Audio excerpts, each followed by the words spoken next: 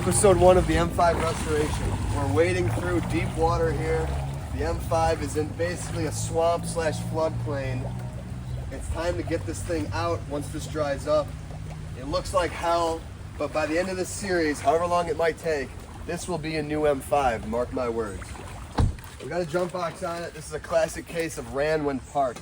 We're gonna try to get out of here before it rains more. So I'm sorry to disturb the mice that are living in here. But let's see, we got the jump box on it. Let's see if this thing actually starts. I kind of have my doubts, but I don't want to doubt the mighty M5. I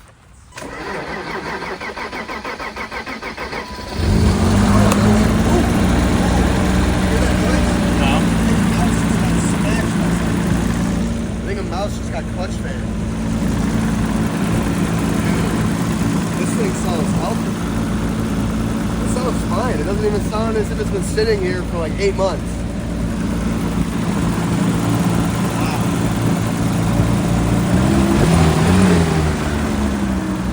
So when I picked it up, there was mouse crap all over the valve cover. I cleaned it, and now it's back. So this is the life cycle of a junkyard M5. Let's close that. Let's see.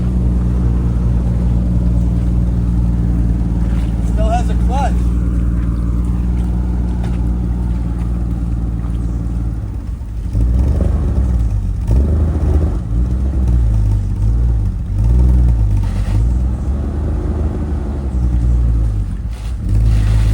You got it. Just don't start doing that. Go back and forth.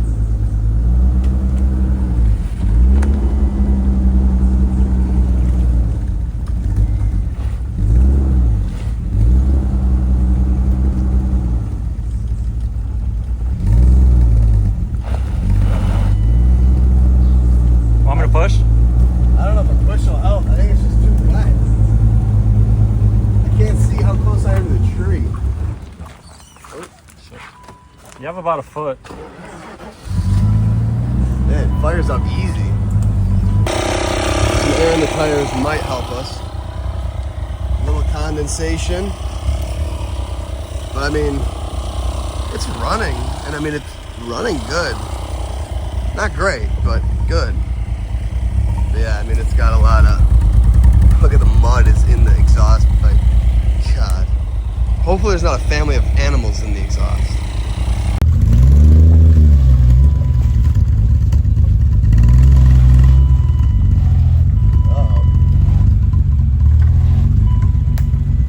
Did I put tires with no tread on here? I don't get it. Yeah, they're bald. Oh, really? Yeah.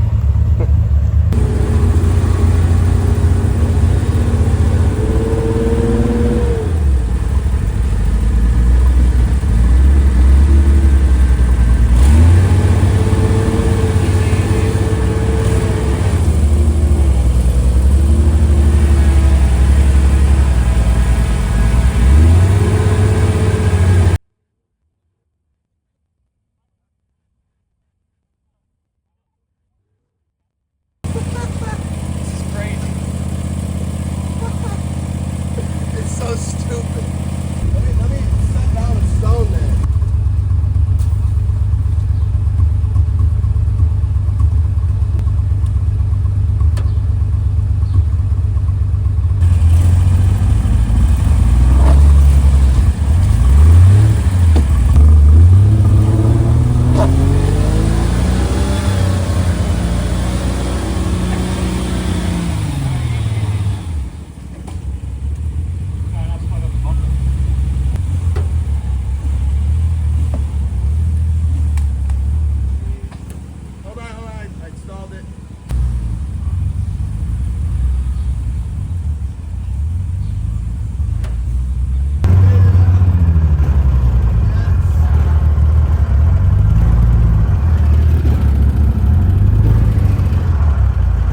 Has made it out.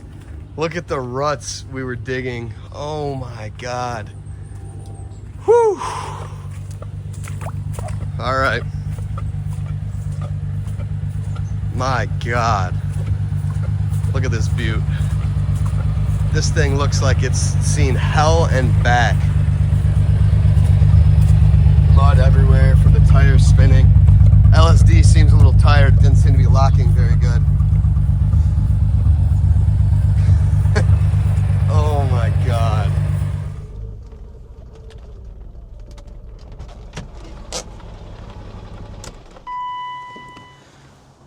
Well, I've been a bad M5 owner, and I'm ashamed to say that I have let this thing go far worse than it was when I picked it up a year ago in Monterey, California, or Stockton, California, I guess.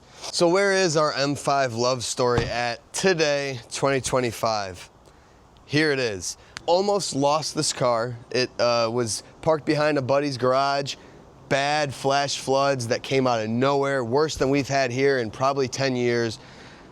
Almost lost the car. By some grace of God, it was parked up on a grade by a big tree, and it kept the entire car above water. So the car is fine. There's no flood damage. We don't have to worry about that. Nothing, there was no problem. It started up with a jumper and almost got itself out of the bog, essentially. And I'm amazed that it actually fired up, but it is beat up badly. So you guys can see it. I have some clips. It is disgusting. It's been sitting back there for almost a year now. I have not had time to touch it or anything. But I've also in that time frame been planning out my plan of attack with this car, and it's gonna be a good one. So as a quick recap, this is the 336,000 mile E34 M5, a true genuine M5, brilliant red. I picked this car up in California last year, saved it from a junkyard. Saving it's a bit of a loose term because I would say it's almost worse than it was had it been at the junkyard. But this car needs a lot of love. I had 2 videos on it last year, brought it back home and haven't touched it since. A lot of people have been asking me what we're doing with it. Well, it's gonna be a restoration, but let's see what it looks like after pretty much 9 to 10 months of sitting under trees in the back of a garage. My front spoiler's been cracked, seems to have gotten a little bit worse. Paint is just in disarray. Doesn't matter, we are gonna paint the entire car. I have decided that it's gonna get a paint job. We have just crap everywhere. It is disgusting. Roof. You know, it didn't sit under trees that are like dropping acidic, like really bad things, but it just sat so long that it's just disgusting. And this car's already got faded clear on the top. So the top panels are all just hell. Look at that, the wing is packed in with garbage. All over there. Bird crap dripped down the side. It's got mud all over the lower panels from trying to unearth it from the wet. I put different wheels on it. The 66s that it came with, I sold to recoup a little bit of money. And now we're gonna put different wheels on it because these don't really fit. Still has its disgusting smoked tails. Rear bumper is still intact. And more mud here. So the exterior of this thing is looking rough. Interior stayed exactly how it was. Luckily, there was no water leaks, nothing. There was no animal intrusion. So the interior looks fine. I mean, and if you guys don't remember, we have a destroyed driver's seat, decent passenger seat. Back seat is the split bench seat, which is actually in decent shape. Headliner, I don't know if it's always been nasty, but it's definitely disgusting. So that's gonna have to come out, strip that. Door panels, fronts are fine, rears are a little beat up, but then the money maker here, or not the money maker, but what everyone cares about most is what's cracking in the S38 department. So you guys saw, I probably put the clip in of the mouse jumping out at me, and you could see he made himself comfortable on the valve cover here. So this thing, I think, well, I was gonna say it's probably from the flooding. This car clearly had mice living in the engine bay. I think I got lucky and they didn't move into the cabin. I will pull out all the blower motor stuff once I start tearing this car apart. But for sure, he made his way there, down in here, down in here. But it runs, and we're gonna go actually for a test drive. Okay, so I do wanna see what this thing is like in its current state. 336,533 miles, jump box needed to keep it basically running. Yeah, I wanna see what's going on here after sitting for nearly a year in the woods. Clearly, you know, mice didn't eat any wires or something, which could actually have been a pretty possible thing, but luckily it just didn't happen because it still runs. Seatbelt receptacle is broken. I didn't know that. This does have two-tone seatbelts too, which I don't think my late model car has. in poor taste, I left it with no fuel. I mean, the gas light's on, so that was a little stupid. You shouldn't store a car over winter like that. Windows still work, slow, but it works. So yeah, hopefully I didn't corrode my entire fuel system. I mean, it still functions as a car. I mean, it runs decent, it idles fine, stops, drives about how it did, as I remember. It's actually on better wheels now. Second gear still is a little funny. You kind of gotta jam it in. But all the other gears were fine. I redid all the linkage. Steering feels fine.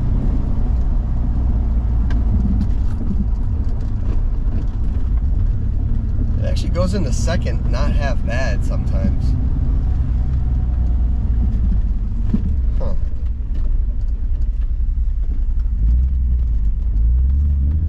But yeah, I think the trans is tired. I think if second gear doesn't want to go in like that, I think the synchro is gone. So we will be tearing out this entire drivetrain. This car is getting, you know, I don't like using the word full restoration because I'm not a restoration shop, but I rehab stuff. And I'm planning on rehabbing this thing to a very extensive process, whatever. I can't think right now. All right, fresh fuel.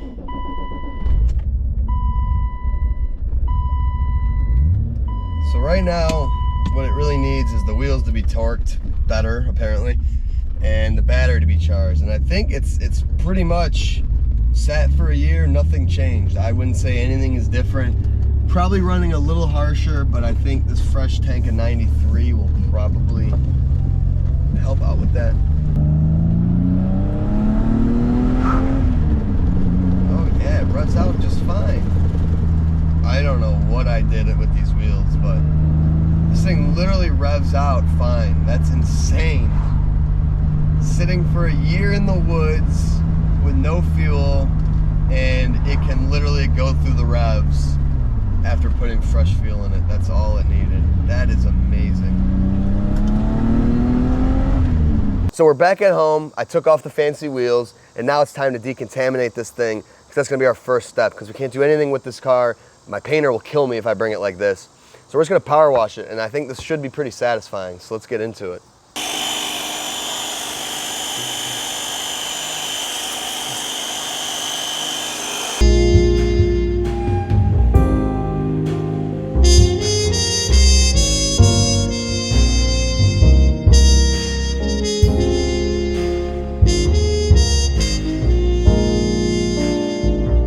Okay, this might seem stupid, but I am gonna eventually be touching this. Soap cleaned everything off, but I don't know. So I'm just gonna spray it with some antimicrobial, like where I know the mouse poop was, to just feel better about myself. Probably refinish this valve cover anyway.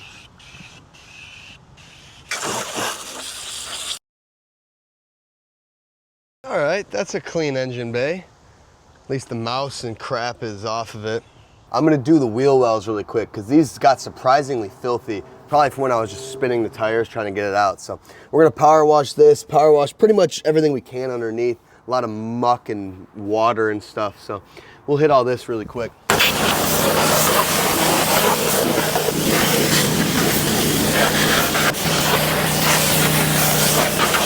Well, that looks a lot better. You can actually see the red now. So we're gonna go repeat on the other side.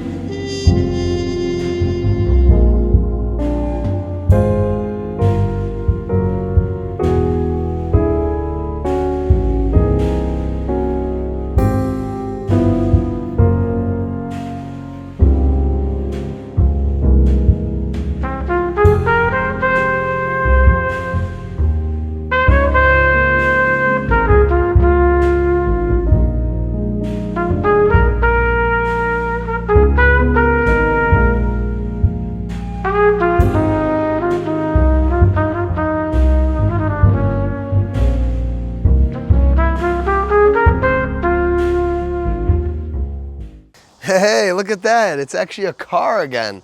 You could actually see the red paint. It's not disgusting. I feel safe to be within 5 feet of it. Before, you quite literally felt like you needed a hazmat suit just to get near it. And now you can touch it and not quite feel like you're gonna catch something. However, the year in the woods has done a number on this car. Now, if you guys remember when I picked it up, all the top panels are, the paint's shot. It's got sun faded, nasty paint. A lot of people were kind of giving me shit about, you know, what are you doing to this M5? Why would you do that? Why would you store it like that? The car, the paint's shot. It's getting a paint job. The whole part of this is that I want to see how bad it can get before I go all out. So yes, the top layers are destroyed. It's coming into the side panels now, clear's failing. They're really not bad, the side panels, but that quarter's got some bad bodywork to it. Front bumper's cracked. And if you're gonna paint the top stuff, my guy just said, let's do the whole car. So I wasn't gonna do it, but I think at this point, I'm just gonna paint the whole thing. And then, you know, obviously do all the other exterior stuff, that redo the trims, gaskets, seals, whatever. But yeah, the trees did a number. There is a lot of tree sap embedded in this paint. It is extremely rough, covered in sap. It needs a clay bar, but I mean, if you're sanding it down, who cares? So I mean, I've done what I've cared to do, which was clean it up, because if you bring a car that looked like it did at the beginning of the video to a painter, they'll probably kill you, because that's almost insulting. Anyway, we decontaminated it, so now I feel safe to put it in my shop, and the next step is to start tearing it apart. You know, I'm still going back and forth about how the direction I'm gonna go here, but I know that in the next episode, we are going to start basically disassembling it. We're gonna be pulling the engine, drivetrain out, making it a roller. We are going to probably pull off the exterior seals, trims, lights, all the other stuff that's not needed for paint work.